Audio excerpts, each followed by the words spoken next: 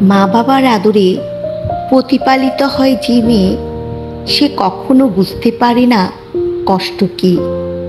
কিন্তু জীবন একদিন তাকে সে বাস্তবতায় যখন দাঁড় করিয়ে দেয়, তখন সে বুঝতে পারে এই পৃথিবীতে কষ্ট করে যে অর্থ উপার্জন করে, জীবন অতিবাহিত করে, তার জীবন কতই না কষ্টের হয়। জীবনের এমন এক সময়ে সম্মুখীন হয়েছিল সে মেয়েটি।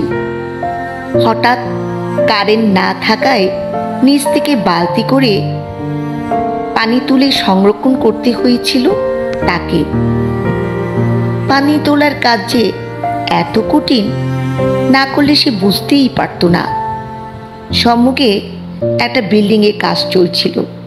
সে খেয়াল করে দেখল কিছু শ্রমিক অনেকগুলো ইট মাথায় তুলে ৫-৬ তলা ভবনই তুলছে।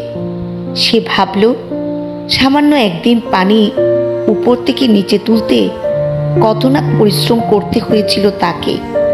আর ওই শ্রমিক প্রতিনিয়ত এই কাজগুলো করছে এই গরমের মধ্যে। কখনো সিমেন্ট, কখনো ইট, কখনো বালির বস্তা তুলছে।